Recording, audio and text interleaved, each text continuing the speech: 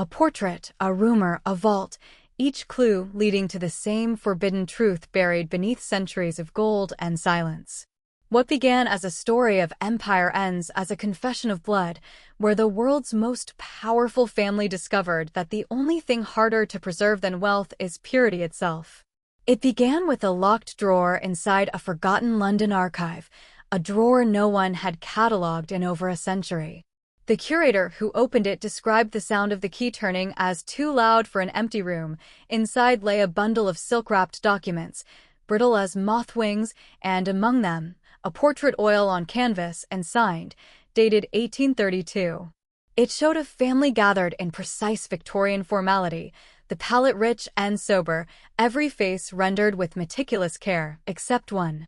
The youngest child, positioned between two elder figures, was painted in strokes that defied the rest of the artist's hand.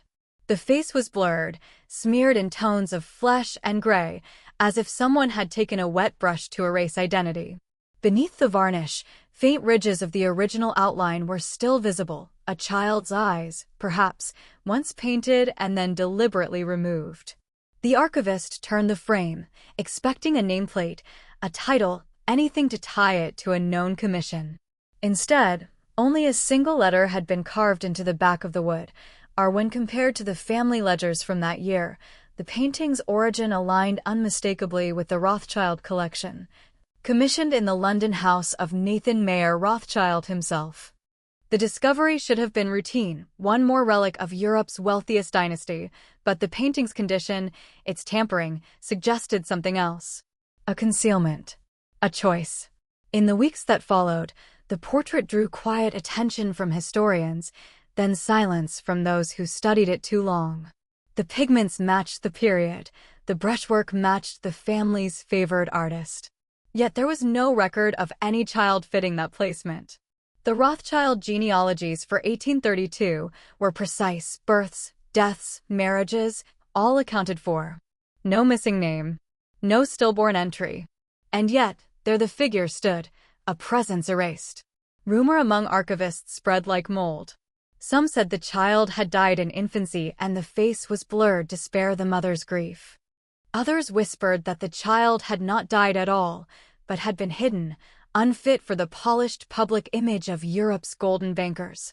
The portrait, they believed, had once hung in a private room, then removed, altered, locked away before the century turned. When ultraviolet light was cast across the canvas, faint traces emerged, a distorted outline of features too asymmetrical to match the other siblings. Why erase a child? Why hide the proof of blood in a family that measured itself by lineage? In the silence of that archive, surrounded by dust and ledgers, one question lingered heavier than history itself. What did the Rothschilds choose not to remember? Before the scandal, there was empire. The Rothschild name did not begin as myth, but as method: 5 brothers, 5 cities, 5 threads stitched through the map of 19th century Europe. From Frankfurt to London, Vienna to Naples and Paris, they built what history would later call a financial kingdom, though it bore no crown. Messages moved faster than governments, sealed in couriers' pouches and ciphered codes, carried across borders weeks before official dispatches arrived. Kings borrowed from them. Revolutions survived or failed by the sums they extended. To the world, they were bankers. To those who owed them, they were fate made visible through ink and gold. In London, Nathan Mayer Rothschild began the pattern. He funded armies against Napoleon, then financed nations rebuilding from ruin. By the time the cannons fell silent, his fortune was measured not in currency, but in influence. From that foundation, the brothers established an invisible web of control that spanned Europe. They could crash currencies or restore them, destabilize markets or rescue them, all with a few written lines between brothers. Yet what kept their empire intact was not their gold, but their trust, an unbroken loyalty born of something older than business. The creed was simple and absolute: preserve the bloodline. Every marriage, every alliance was weighed against that rule. To marry outside the family meant risking the dilution of fortune, the contamination of control. And so cousin wed cousin, niece wed uncle's son, and the Rothschild blood looped inward upon itself, creating a dynasty that feared the outside world even as it ruled it.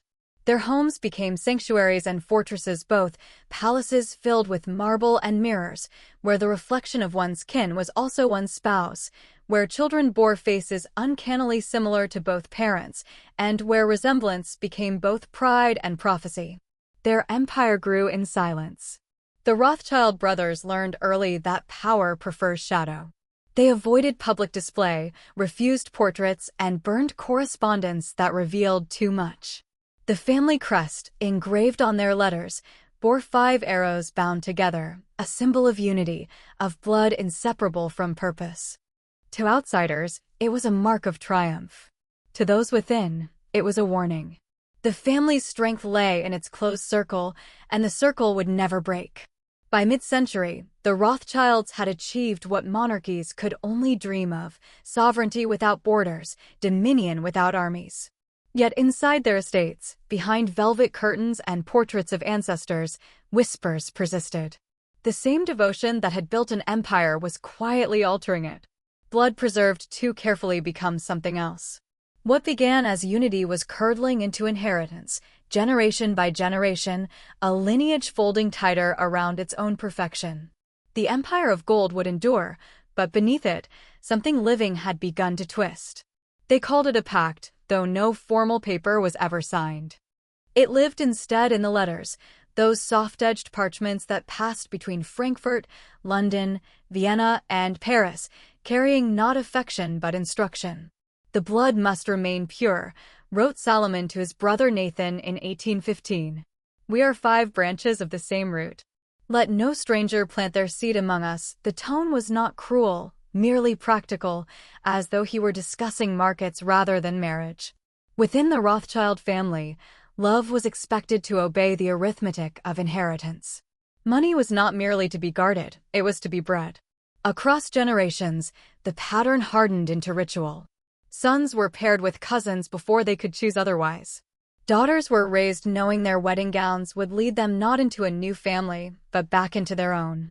In grand houses filled with chandeliers and imported silk, the engagements were announced as triumphs of unity.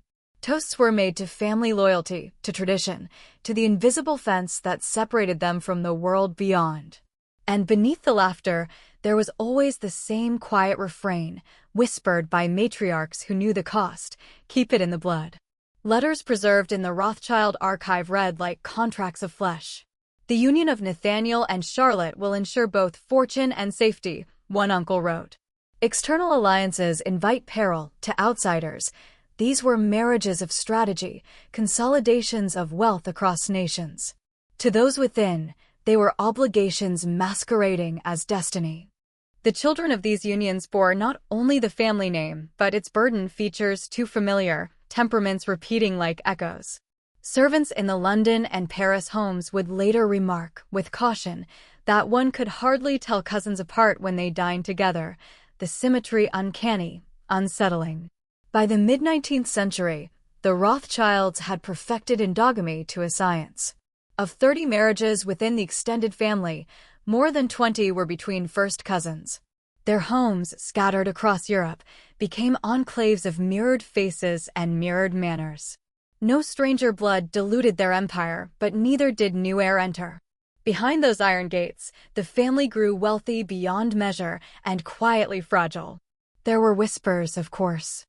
Of children born frail, of minds that faltered under pressure, of a peculiar sameness that doctors could not name without risking ruin.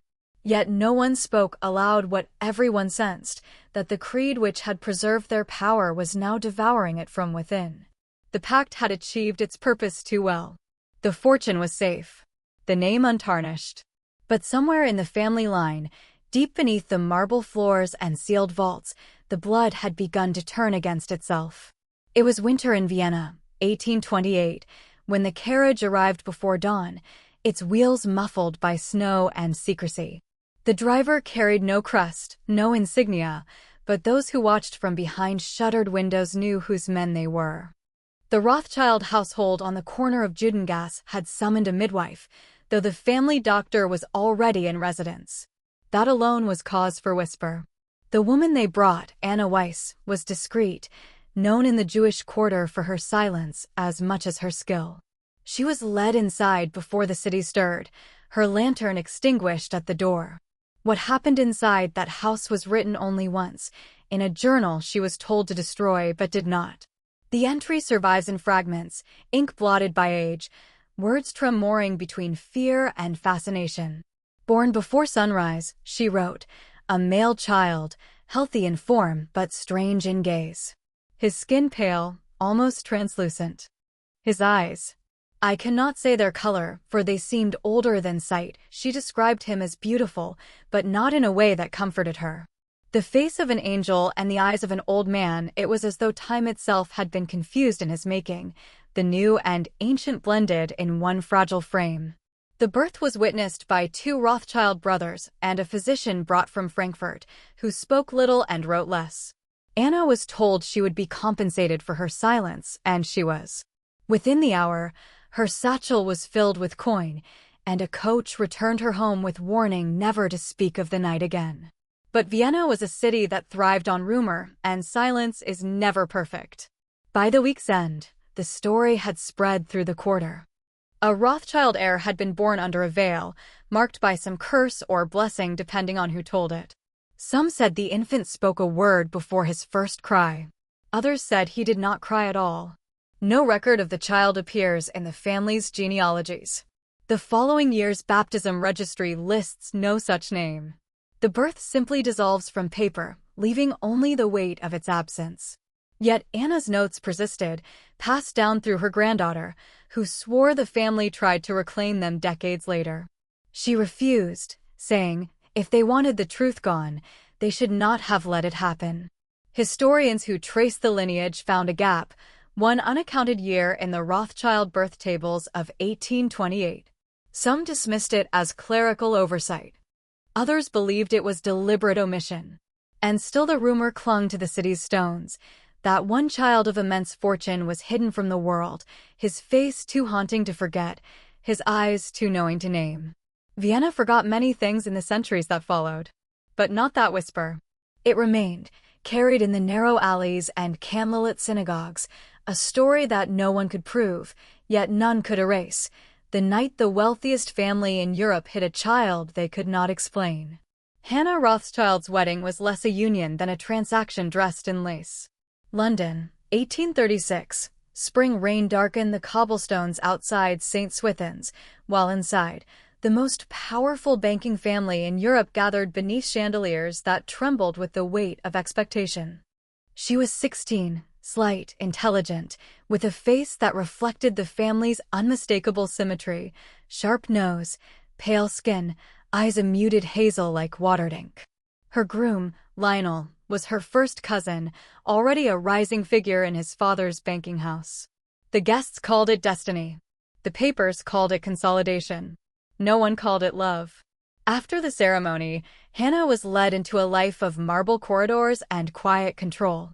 The family home on New Court was both palace and prison, its windows guarded by servants and its halls echoing with the arithmetic of empire. Every guest who visited admired the portraits, 5 brothers, countless cousins, all painted with the same composed features, all smiling the same careful smile. But in the private rooms, Hannah kept a journal, one she never meant for the family to read. Its first entries were brief observations, her lessons in etiquette, her husband's measured silences, but as months passed, the tone shifted. Our names are the same, she wrote once, our blood too. And yet, I fear what may come of it. Hannah's unease was not rebellion, but instinct. She watched the family's obsession with lineage unfold around her. Every discussion of birth was laced with calculation, who would marry whom, how the name would endure, how the fortune would remain untouched by outside blood. Her world was one of repetition, the same faces around every table, the same surnames repeated in every marriage announcement. When she gave birth to her first child, the doctor assured her the boy was healthy, but she noticed details others dismissed, the curvature of his spine, the too pale skin, the way his eyes drifted rather than focused. She wrote of it, briefly, before striking the words out in thick ink. Her husband, Lionel, adored her in the restrained way the family permitted affection. He spoke often of duty and legacy, less of love. In public, they were the picture of dynastic perfection, the banking heir and his devoted wife, symbols of continuity. But within the walls of New Court, Hannah grew increasingly withdrawn. She refused to host certain gatherings, citing fatigue. Servants whispered that she spent nights awake, pacing the nursery, her candle flickering against the portraits of her ancestors. By her mid-20s, Hannah's health declined. Letters from relatives mention a nervous temperament, a melancholy unsuited for society. What no one said aloud was that her fear had come true. The children who followed bore the family's mark too closely, resemblances that verged on reflection. The Rothschilds had perfected inheritance so completely that even nature began to stutter. Hannah's final entries, written in a trembling hand, no longer spoke of fortune or fear, only silence. Perhaps, she wrote, the curse of wealth is not greed, but repetition.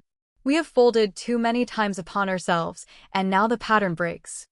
When she died young, the family sealed her diaries. Only fragments remain, preserved in whispers.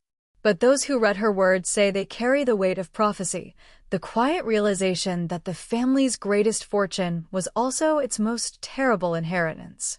By the middle of the 19th century, Europe had learned to whisper about its blood. Royal families that once flaunted divine lineage now buried their secrets beneath marble and etiquette. In the courts of Vienna, Paris, and London, doctors were summoned under oath to attend births that produced heirs too fragile for display, children born pale, trembling, their bodies marked by generations of repetition.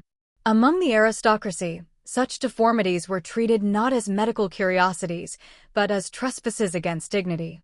And none dared record the worst of them, for to do so would stain the names that ruled Europe. Science, still in its infancy, stood at a dangerous intersection with power. Physicians who dared speak of hereditary weakness did so behind closed doors, their words couched in euphemism, nervous dispositions, delicate constitutions, unfortunate inheritance. In Vienna, a professor of anatomy whispered that the bloodlines of Europe's elite were collapsing beneath the weight of their own purity. In London, a surgeon confided to his assistant that he had seen the face of nobility reshaped by repetition, yet none of them wrote the names. To name was to accuse. And there was one name no pen dared mark: Rothschild. The family's reach extended far beyond finance. Their patronage built hospitals, funded laboratories, and endowed universities. A single word from them could make or ruin a medical career. And so, when physicians noticed patterns within the family, faint tremors, pallid skin, or children who failed to thrive, they spoke of it only to one another, in murmured confession.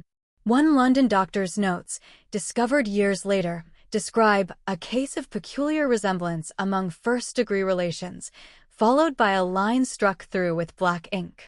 Beneath it, just legible, "They will not permit publication." The irony was cruel. The Rothschilds themselves supported scientific advancement, funding the very institutions that might have diagnosed them. They sat on boards for medical societies, donated to hospitals bearing their name, and sent their children to be educated by men who quietly suspected what the family refused to acknowledge, that wealth cannot outspend biology. Yet silence remained absolute. When a French physician suggested in private correspondence that repeated consanguinity might have long-term consequences, his funding was revoked within the month. His letter vanished from archives. Outside their walls, the world began to theorize about heredity. Mendel's peas were yet to find an audience, but ideas of inheritance, degeneration, and purity were already seeping into public thought. Within aristocratic circles, these theories ignited both fascination and fear. The Rothschilds listened, but said nothing. To them, the notion of corrupted blood was not hypothesis, it was a ghost they already knew by name. And so they did what powerful families had always done when faced with the limits of flesh. They hid the evidence and rewarded the silence.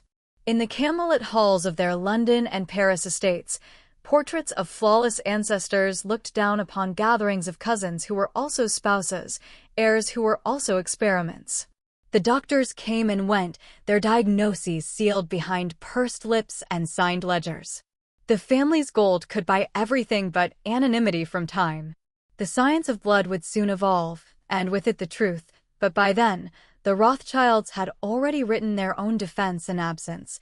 No record, no scandal, no proof. Silence was their last inheritance, and in it, they remained untouchable. The mansion on Rue Lafitte was said to hum at night. Not with music or laughter, but with a kind of low vibration, footsteps that didn't echo, whispers that didn't travel, doors that sighed open and closed as though moved by air itself. To the world outside, it was one of Paris's jewels, a monument to the Rothschild empire that stretched from London to Vienna, every corner of its marble hallways gleaming with the precision of wealth. But for those who worked within it, the house had two faces. There was the visible, where guests dined beneath chandeliers and toasted to industry, and there was the hidden, the sealed wing at the end of the east corridor, where servants were told never to linger. They called it the nursery at first. Later, they whispered another name, La Chambre des Pales, the room of the pale ones. No guest ever entered it. The double doors remained locked, and the only keys belonged to Madame Rothschild and the family physician, who arrived once a month under cover of night. On those evenings, lamps were dimmed throughout the house and music was forbidden. The maids who carried trays up the stairs were instructed to leave them at the threshold and knock twice, never 3 times. The food was always returned untouched. Those who had glimpsed inside, by accident or misfortune, spoke of small figures moving in half-light, their skin nearly translucent, their limbs thin as reeds. Children, yes, but wrong somehow, as though molded by hands that did not finish the work. One maid, newly hired from the countryside, claimed she saw a boy staring through the keyhole at her, his eyes reflecting the lamplight like a cat's. She told another servant, and by morning her position had been terminated. Her wages were paid in full, along with an unspoken warning, leave Paris. The mansion's grandeur made disbelief easy. Visitors marveled at its salons, its mirrored halls, its paintings of perfect children in oil and silk. No one imagined that only rooms away, other children, unseen, unnamed, were breathing behind locked doors. The family's public image was immaculate, philanthropists, patrons, the very symbol of refinement. But among the servants, stories circulated that those children were not ill, but hidden. That they were the living cost of the family's unbroken bloodline, bodies that carried its secret visible on their skin. Years later, when the mansion changed hands, carpenters opening the east wing for renovation found rooms lined with wallpaper faded by age and strange marks etched into the plaster, patterns of circles and slanted lines repeated over and over, as though traced by restless hands. In one corner stood a child's bed so small it might have held a doll, its sheets preserved like parchment. No records mentioned the existence of those rooms. The Rothschild archives list no such children. Yet those who worked there remembered the nights when the house fell utterly still, and from behind the locked doors came a sound neither laughter nor cry, but something fragile, human, and forgotten. The letter arrived without signature, delivered by a courier who refused to wait for a reply.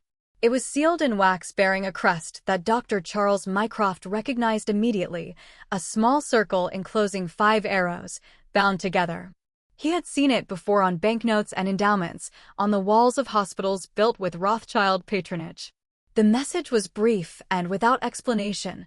* Your expertise is required at the estate outside London. The matter is private. Payment will exceed discretion. * He was told to bring no assistant, no carriage of his own, and no questions. The physician, accustomed to the ailments of London's elite, accepted. He could not yet know that the journey would end his career. The Rothschild estate was unlike anything he had seen. Lanterns burned behind heavy curtains though it was midday, and the air smelled faintly of disinfectant and smoke, as if something had been recently cleansed. Mycroft was met not by the family patriarch, but by a manservant with a voice so low it barely carried.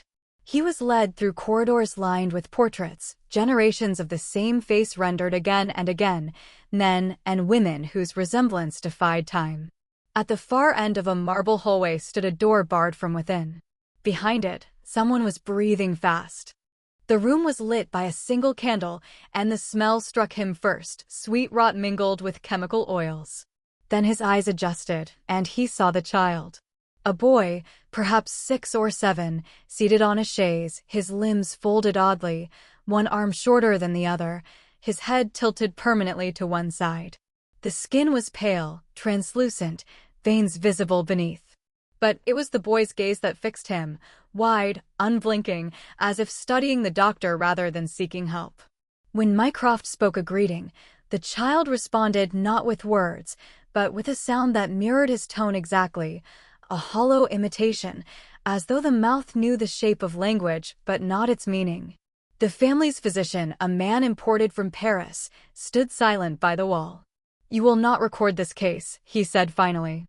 "You will not speak of it to your colleagues." Mycroft examined the child anyway, noting pulse, temperature, responsiveness, though his hand trembled as he wrote. The boy's heart beat rapidly, irregularly, and his breathing shuddered as though each inhale was a decision. Mycroft asked to see the mother, but his request was met with a quiet refusal. "The lady is unwell," said the servant. "Her condition is not for discussion." That night, Mycroft left the estate with a sealed envelope of payment and the sense that something within him had shifted. He resigned from practice a year later, citing nervous exhaustion. His notes, hidden in a trunk discovered a century afterward, describe a child whose body obeyed no symmetry and whose speech echoed like mimicry of human sound. The pages end abruptly with one final line written in unsteady ink. There was more than one voice in that room. By the late 19th century, the Rothschild family had mastered the art of disguise. To the world, they were benefactors of science, patrons of progress. They built hospitals in London, laboratories in Paris, and universities in Vienna, their name etched into plaques that gleamed like promises. Every gift was framed as philanthropy, every endowment as moral duty. But behind the language of generosity lay a quieter intention, one that had little to do with mercy and everything to do with lineage. The family that had once sworn to keep its blood pure now sought to purify it by other means. Records from the era show an unsettling pattern. Institutions receiving Rothschild funding began conducting studies into hereditary deficiency, degeneration of noble lines, and methods of improvement. These phrases predate the word eugenics, yet their intent was unmistakable. The Rothschilds were not alone in their interest.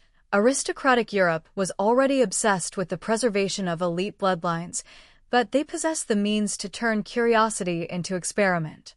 Through anonymous donations and intermediaries, they financed research that examined everything from congenital deformities to mental illness, often using the poor as subjects to avoid scandal.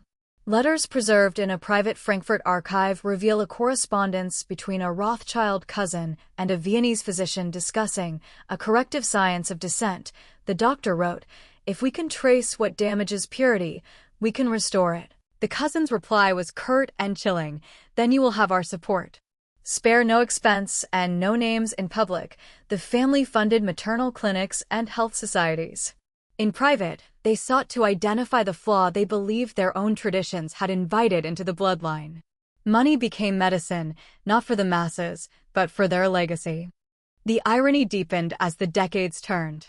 The same family that underwrote medical charities was quietly collecting data from those institutions: birth defects, infant mortality, hereditary diseases. They disguised their inquiries as statistical research, yet the focus was unmistakably personal. One London physician later recalled being asked, in confidence, whether repeated cousinage might give rise to moral weakness as well as physical. When he hesitated to answer, his position at the hospital ended within weeks. In the salons of Paris, where guests praised Rothschild philanthropy over champagne, whispers circulated of a laboratory outside Lyon, funded through a subsidiary trust. Locals spoke of children taken from orphanages, examined for traits of imperfection. No records survive. What remains are ledger entries labeled experimental donations, each paid in cash, each erased from public accounts. By the dawn of the 20th century, Their influence had reached the very scientists who would later define eugenics as a discipline. But the Rothschilds had begun decades earlier, seeking redemption not through confession but through control. They had tried to repair in the laboratory what secrecy had broken in the womb. For them, science was not discovery, it was concealment disguised as progress. And though history would remember their generosity, the true experiment was written in silence, an empire of wealth trying to rewrite its own biology, to cleanse the shadow it had birthed, and to make its blood forget. The letter of commission was elegant, written on heavy paper embossed with gold, its language formal and sparse. A visiting artist named Émile Marchand was summoned to the Rothschild mansion in Paris in the spring of 1884. He had painted nobles and bankers before, but the instructions in this letter were peculiar. He was to bring no assistants, no apprentices, and he was not to speak publicly of the subjects. The note ended with a single line that both flattered and unsettled him.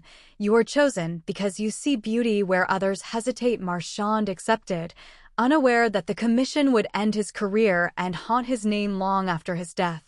When he arrived at Rue Lafitte, the household met him with silence. A butler led him through a corridor lined with portraits, the same sharp cheekbones, the same pale eyes rendered again and again, a family tree painted into perpetuity. Marchand noticed there were no children among them. Not one. The request, then, made sense. The family sought to complete the collection with images of its youngest generation. He was told he would have only one sitting. The children, the butler said, tired easily. He never forgot that session. The room chosen was curtained against daylight, the air thick with the smell of camphor and something metallic. For children were brought in 2 girls, 2 boys, dressed immaculately, silent as porcelain figures. Yet something in their stillness disturbed him. Their eyes followed him, but not with curiosity. Their gazes seemed to drift slightly off, as if fixed on a point he could not see.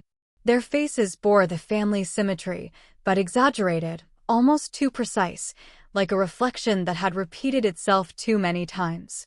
When one of them smiled, it was fleeting and wrong, as though the gesture had been learned but never understood.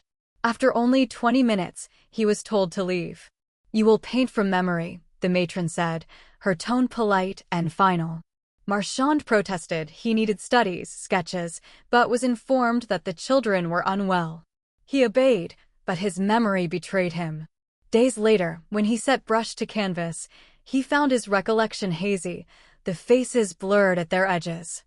Familiar yet unfinished, he wrote in his notebook, as though they refused completion. Weeks later, the paintings were finished, for portraits, haunting in their precision and emptiness.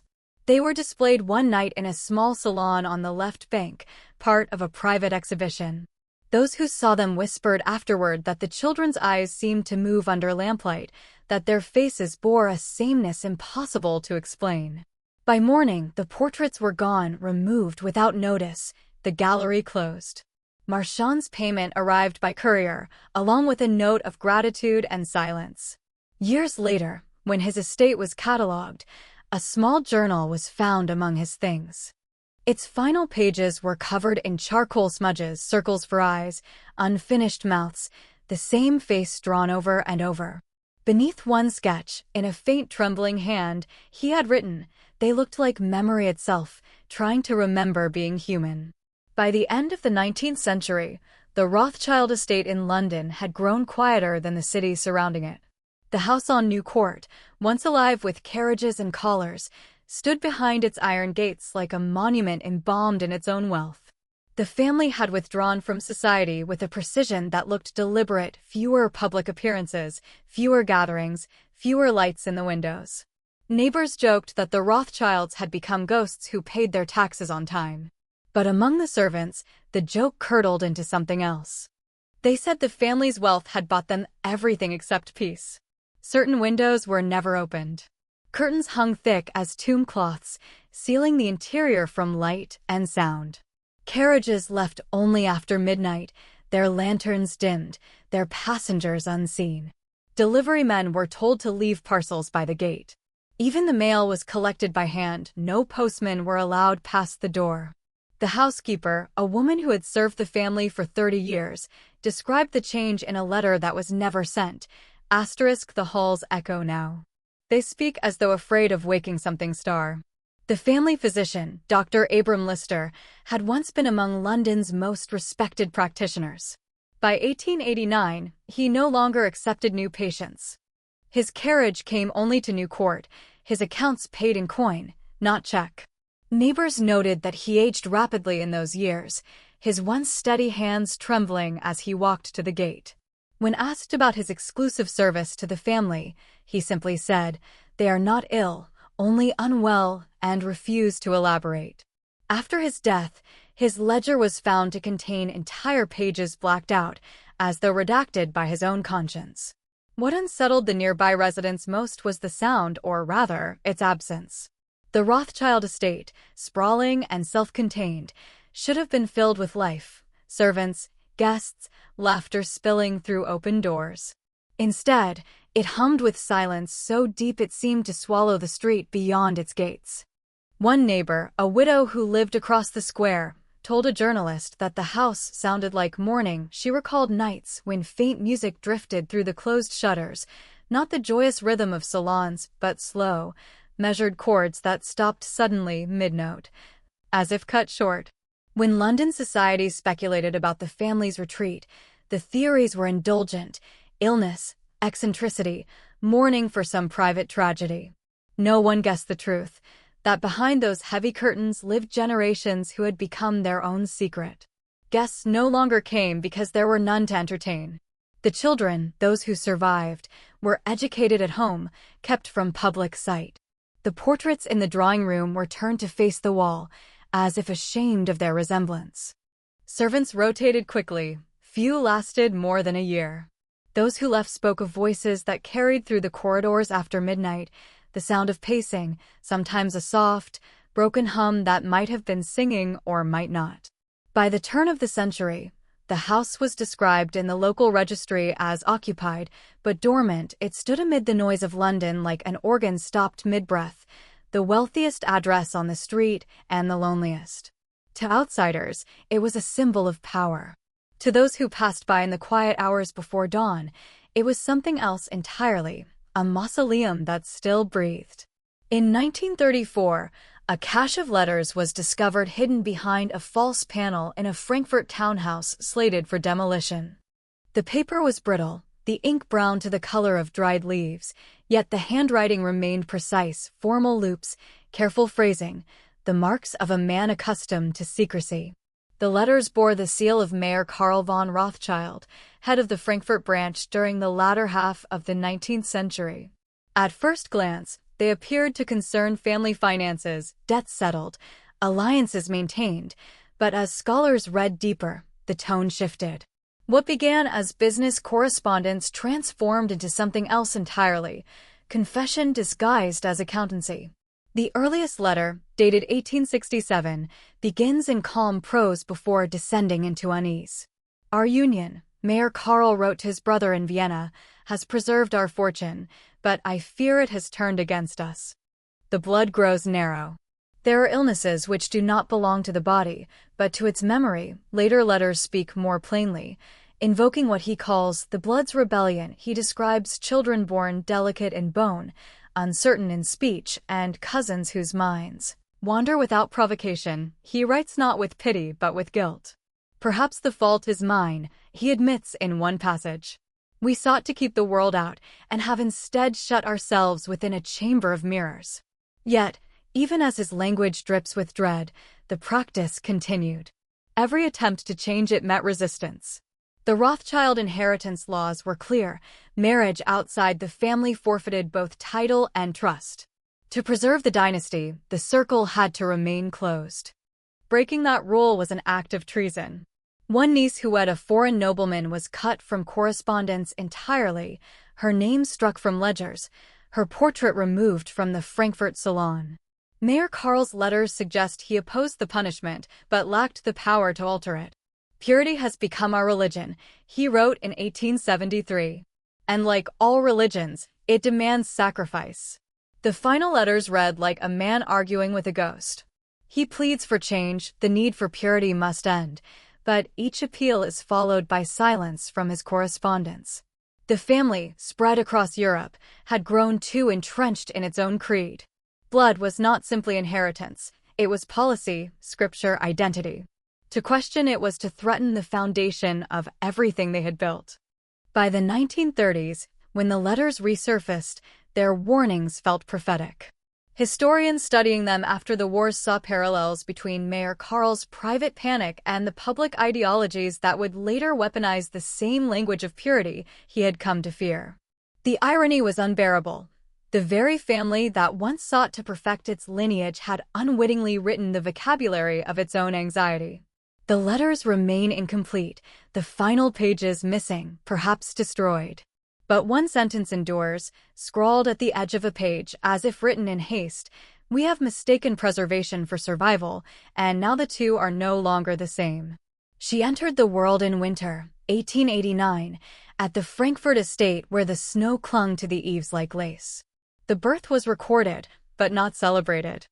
Her name, Therese, appeared briefly in a nurse's journal before being struck through in thick ink.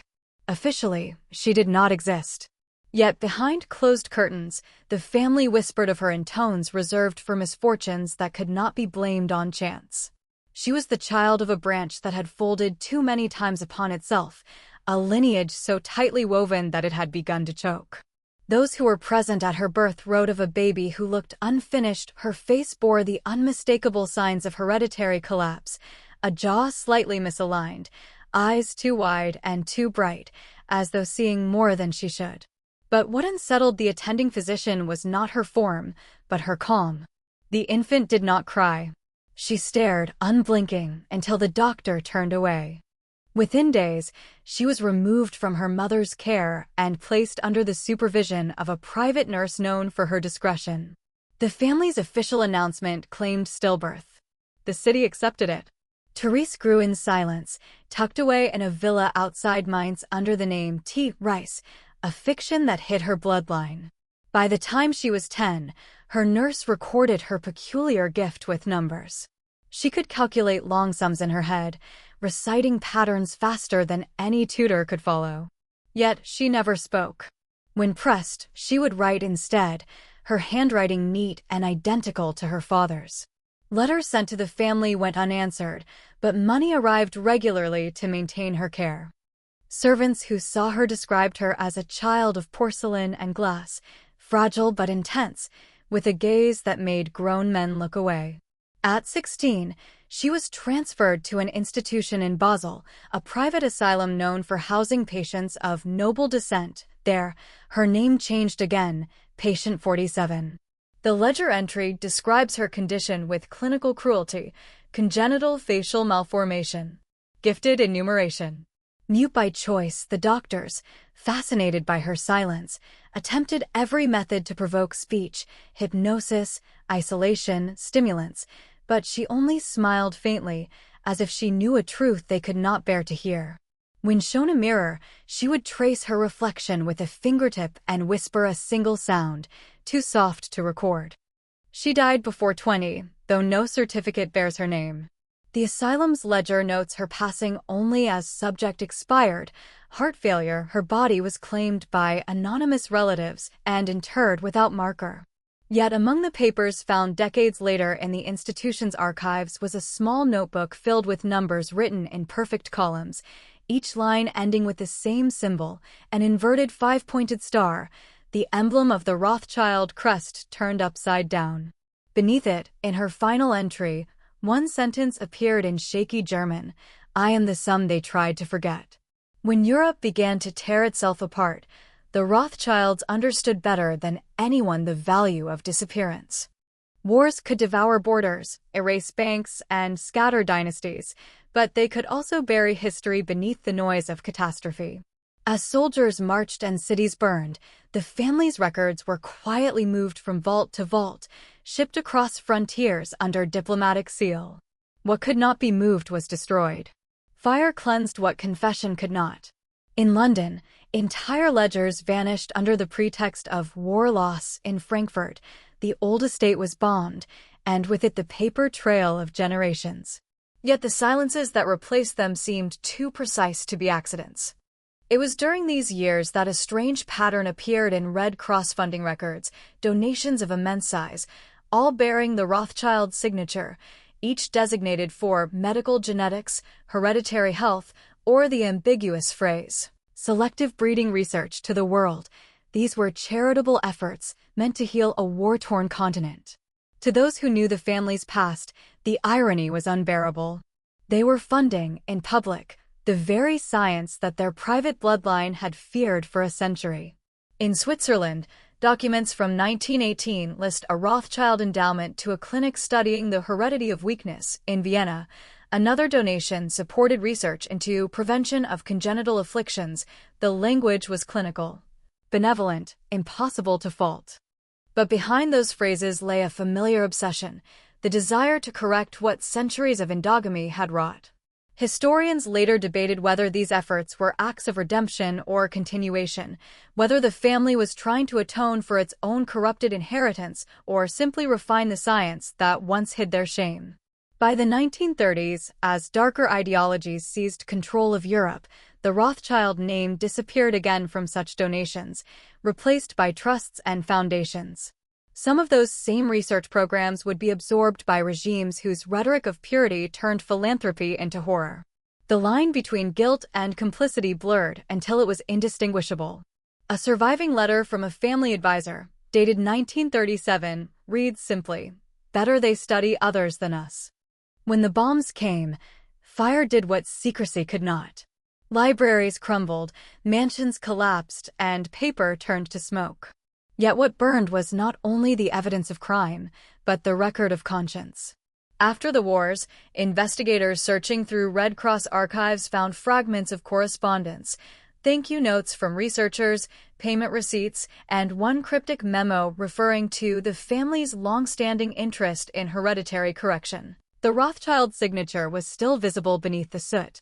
When questioned in later decades, surviving family members dismissed the claims. The donations, they said, were humanitarian, meant to advance medicine. Perhaps they were right.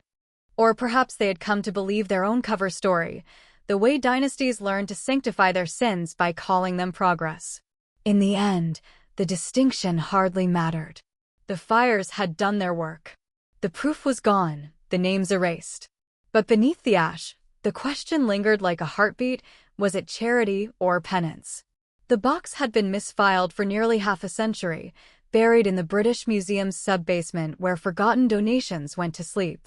Its label was plain, "Our Private Collection," and its inventory card blank except for the date of acquisition, 1911. No donor was listed, no accession number tied to any known estate. In the humid dark of the archive, the crate had survived 2 wars, its wax seal cracked but unbroken. When archivist David Linton pried it open in 1962, he expected Victorian correspondence or financial ledgers, the sort of detritus wealthy families abandoned to history. What he found instead silenced him. Inside lay a stack of leather-bound folders wrapped in linen, their edges brittle, their scent a mixture of dust and chemicals. Each was marked in faded ink with the initials NCR. The handwriting was unmistakably European, perhaps Austrian or German. Linton opened the first folder and froze. It contained anatomical sketches, precise, almost obsessive renderings of faces and torsos, each labeled with cryptic notes: asymmetry of jawline, aberrant ocular spacing. Child of N branch. Some sketches bore small red seals shaped like 5 arrows tied together. The artist's lines were clinical but sorrowful, as if drawn by someone both doctor and penitent. The next bundle held letters written in French and German, all addressed to an unidentified recipient referred to only as Monsieur R. Their tone was both deferential and urgent. "The condition repeats," one read. "It appears in the 2nd generation with greater severity. I beg you to end this course before nature herself intervenes." Another letter enclosed what appeared to be a medical report, blood analyses, bone measurements, even notations of mental aptitude. The subjects were identified by initials, TR, HR, LM, names that matched no known genealogical record, but hinted at the family that had once ruled European finance. At the bottom of the box lay a single photograph, black and white, mounted on thick card. The image showed a young man, perhaps in his 20s, seated in profile against a plain backdrop. His posture was awkward, his left shoulder higher than the right, but it was his eyes that transfixed Linton, wide, light, and eerily familiar. They were the same eyes that appeared in dozens of portraits hanging in museums and banks across Europe. Yet no catalogue, no registry, listed this man among the Rothschild heirs. On the reverse of the photo, written faintly in pencil, were 2 words: "The Last Attempt." Linton documented the find in the museum log, but withheld the contents, citing privacy concerns. The collection was resealed, moved to a restricted archive, and quietly omitted from public exhibition. Years later, when he spoke of it to a colleague, he described a sense of dread he could never quite shake. "It wasn't what was in the box that frightened me," he said. "It was what wasn't there." The sketches stopped abruptly, as if the artist had seen something he couldn't bear to finish. The sealed box remains in storage today, unlisted in public catalogs, its discovery noted only in a forgotten footnote.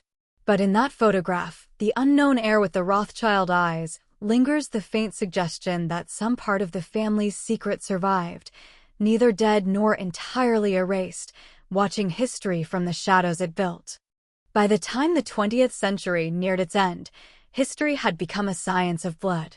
DNA testing promised to illuminate what genealogy had long obscured, and families of noble descent began submitting samples to confirm the purity of their heritage. Among them were descendants bearing the Rothschild name, though none admitted it openly. What began as an effort to preserve prestige soon turned into an exercise in omission. Records that should have aligned refused to do so. Birth certificates appeared twice, each listing different dates. Marriages recorded in London reappeared in Paris under variant names. In one archive, an heir was documented as the father of 3 children. In another, those same children were attributed to a cousin. The deeper researchers dug, the more the tree fractured into shadows. When modern genealogists attempted to trace the Rothschild lineage, they found the family's paper trail immaculate to the point of artifice. The ledgers were too clean. Handwriting too consistent across decades. Signatures repeated as though stamped rather than written. Documents that should have existed between wars, letters of birth, death, baptism, had been replaced by new copies issued all on the same date, 1954. To the casual observer, nothing appeared amiss.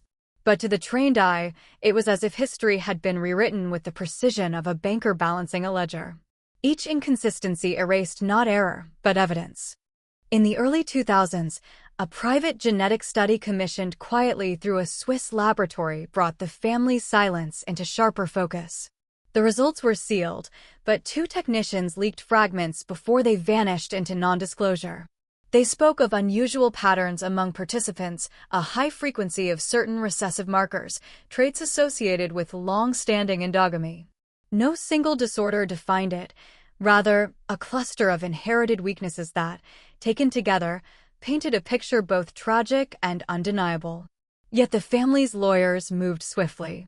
The findings were suppressed, the lab bought, and the technicians dismissed under confidentiality clauses. Within months, the story evaporated. Publicly, the Rothschild descendants remained symbols of health and affluence. Their portraits adorned philanthropic reports. Their foundations funded genetic research that promised to cure others' hereditary ills. Privately, however, the line was thinning. Fewer marriages. Fewer children. The same names repeating across generations as though the blood itself refused to branch. When one journalist attempted to trace living descendants for a feature on Europe's enduring dynasties, she received polite refusals from every quarter. One note, and signed, simply read, *, there are no heirs. Only custodian star. In medical journals, whispers persist of unnamed families who fund research into rare conditions that mirror their own. The case studies read like echoes of the past, mild deformities, cognitive decline, inherited fatigue, and though no surname is mentioned, the pattern is unmistakable. The denied line still exists, not as a dynasty but as a ghost within modern genetics. Its legacy is measured not in gold or empire, but in silence coded into flesh, repeating through time like a signature written in blood too proud to vanish and too damaged to endure. In the winter of 1997, Dr. Klaus Heine, a geneticist at the University of Zurich, began receiving samples he had not requested. They arrived in unmarked envelopes, postmarked from across Europe, London, Vienna, Paris, each containing a glass vial labeled only with a code. Heine was known for his work on hereditary drift in isolated populations, a field considered academic and politically safe. Yet the moment he held those vials up to the light, he understood the implications. These were not samples from mountain villagers or forgotten islands. The blood came from families whose names had built nations, financed wars, and whose power had always depended on silence. Heine's notes, later recovered from colleagues, describe his initial hesitation. "The signatures of aristocracy are subtle," he wrote, "but they endure. Every bloodline carries its own whisper of privilege and of decay." He began testing the samples discreetly, under the pretense of studying genetic homogeneity among historical European elites. What he found defied both expectation and safety. Across multiple lineages, separated by geography but connected by ancestry, he observed identical anomalies, mutations in gene expression linked to neurological sensitivity, circulatory irregularities, and immune suppression. The patterns were too consistent to be coincidence. They suggested centuries of confined breeding, of blood that had looped upon itself for too long. Within a month, Heine's research assistants reported unusual visitors, men in tailored suits who asked no questions but took notes. Funding requests for his ongoing studies were quietly denied. His departmental emails were flagged, his laboratory access restricted, pending review. Still, Heine continued, working nights, storing samples in his home freezer, scribbling observations on scraps of paper that he later burned. The surviving fragments show an obsession turning into fear. "Expression anomalies," he wrote, "may explain the physical and psychological peculiarities recorded in 19th century banking and royal houses. Their wealth insulated them from extinction, but not from consequence." Heine submitted his findings to a scientific journal under the title Hereditary Echoes, a study of genetic drift in closed dynastic populations. It was never published. Within weeks, the university's ethics committee launched an inquiry, citing breach of confidentiality and violation of donor consent. His lab was dismantled, funding terminated, and his data confiscated under the guise of privacy protection. The official statement claimed the research had no verifiable source material. Heine resigned soon after, retreating to a small village in the Alps where he refused interviews. Colleagues who visited him described a man haunted by knowledge he could neither prove nor forget. "The past is in their blood," he reportedly said. "They have spent centuries learning how to hide it, even from themselves." When Heine died in 2012, a single copy of his draft manuscript was found among his papers, water-stained and half illegible. One phrase, underlined twice, survived clearly. Asterisk, the pattern persists. The names change. The blood does not asterisk, the rest was blank, as if erased by design or by fear.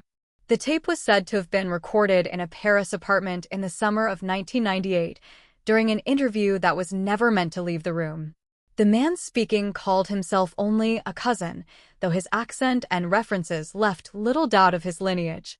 He was old, his voice marked by the weight of years and regret. The journalist interviewing him, a young documentarian named Lucien Delmas, had sought to record a history of Europe's fading aristocracies. What he captured instead was a confession, a quiet unraveling of a secret carried too long. The tape begins with the clatter of glass, the scrape of a chair. Then the voice, low and deliberate, "Our fortune bought silence. It also bought deformity. What we built in gold, we paid for in flesh." Delmas interrupts softly, asking what he means. There is a pause, followed by a sigh that sounds almost like relief. "You've seen the portraits, yes? The perfect faces. The certainty. But look closer. The eyes never match. One smaller than the other. The jaw slightly turned. They painted around the truth. Over the course of 2 hours, the man speaks of generations bound not only by wealth but by fear, the fear of dilution, of losing the family's identity to outsiders. He describes marriages arranged not for love, but for control, bonds tightened until the blood itself rebelled. They said it was to preserve our legacy, he says. But what is legacy when your children are born sick? When their bones twist beneath their skin? We hid them. Always. Some lived in the attics of the Paris house, others in the country estates. We told ourselves they were ill from the air, from nerves, from anything except us. He speaks of a brother, unnamed, who was sent to Switzerland for his nerves, and of a girl born without a voice, whose existence was erased from all records. He admits to visiting her once as a young man, only to find her writing numbers endlessly on the wall. She had our eyes, he whispers on the tape. Exactly our eyes. And that was the worst part. Delmas asks why he is speaking now after so many years of silence. The man answers without hesitation. Because we are dying out. The blood is thinning as it should. But I cannot die with the lie, he pauses, then adds, almost tenderly, we thought ourselves gods of finance.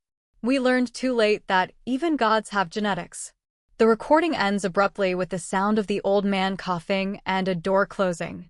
Days later, Delmas attempted to release excerpts as part of a planned documentary, but the project was halted without explanation. The original tapes were seized under claims of copyright and privacy infringement. Delmas' name vanished from broadcast registries, and the interview was never aired.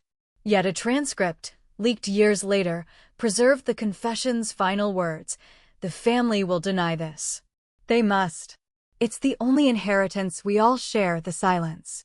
It began as rumor among thrill-seekers and late-night historians, stories of a vault beneath Waddesdon Manor, the Buckinghamshire estate long considered the crown jewel of the Rothschild dynasty.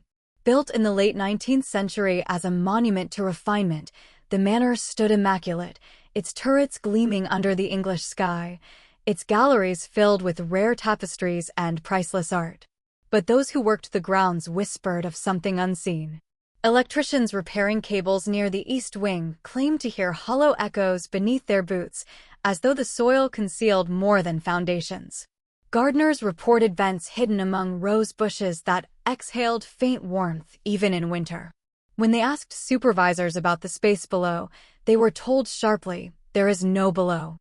The first account of intrusion came in 2003, when a group of urban explorers, amateurs armed with cameras and bravado, breached a service corridor during a renovation.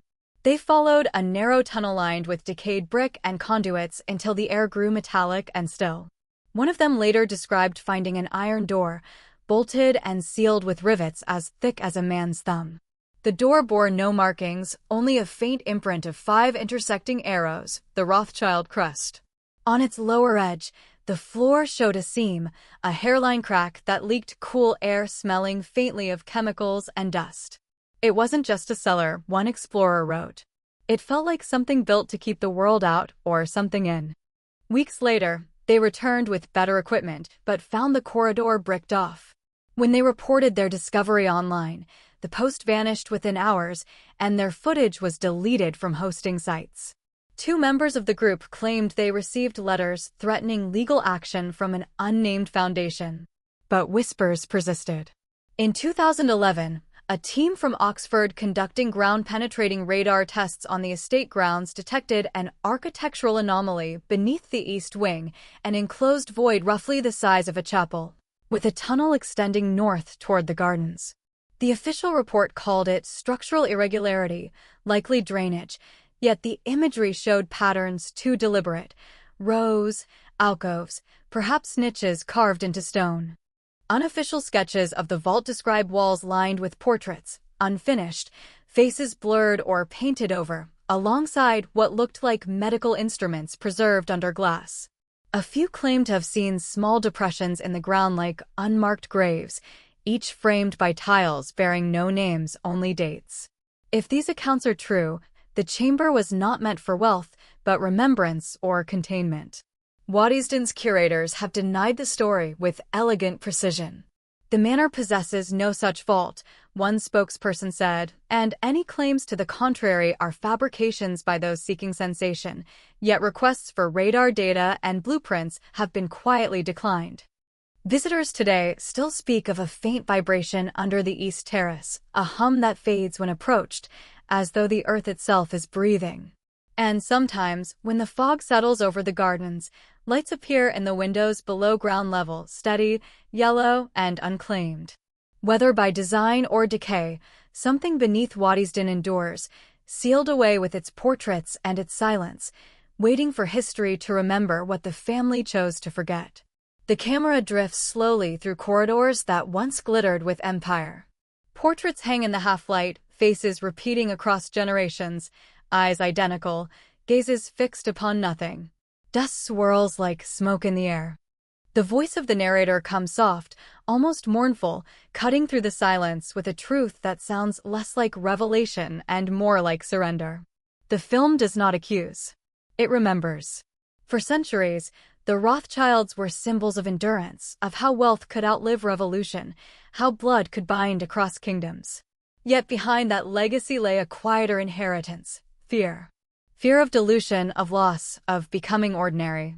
It was that fear, not greed, that built the dynasty's walls so high they eventually sealed the family within. Every generation sought to preserve the name until the name itself became a mirror, reflecting only its own reflection. What had begun as genius calcified into ritual, ritual became rule, and rule became curse. The film shows glimpses of what remains: ledgers with names repeated like echoes, birth certificates folded over one another, portraits turned to the wall. Then the screen fades to the hills of Europe where the family's estates once stood: Vienna, Paris, London, each city touched by their wealth, each still carrying their shadow. The narrator continues, almost whispering, "This is not a story of monsters. It is a story of people who mistook preservation for immortality." The Rothschilds' true secret, the film suggests, was not hidden in vaults or archives, but in the quiet horror of inheritance itself, the way a family, terrified of extinction, can create the very fate it fears. The bloodlines that once ensured power became threads too thin to sustain life. What was meant to protect the family name ended by devouring it. The screen cuts to the photograph found in the museum box, the unknown heir, half in shadow, his features both familiar and wrong. His eyes meet the lens, and for a moment, it is impossible to tell whether he is ancestor or descendant, ghost or reflection. As the final shot lingers, the narrator asks the question that hangs like smoke over the credits: what survives when blood becomes legacy and legacy becomes curse? There is no answer, only the slow return of silence. The house in the frame seems to exhale, lights flickering out one by one. Outside, the world moves on, cars pass, clocks tick, children are born without knowing the names that once ruled their destinies. Yet somewhere, beneath the earth or behind the portraits, the echo persists. Not of power, not of wealth, but of the unending hum of blood remembering itself, trapped in a loop of its own making. And in that sound, faint but eternal, the story closes: no judgment, no redemption, only the reminder that every empire, no matter how gilded, eventually faces its own reflection.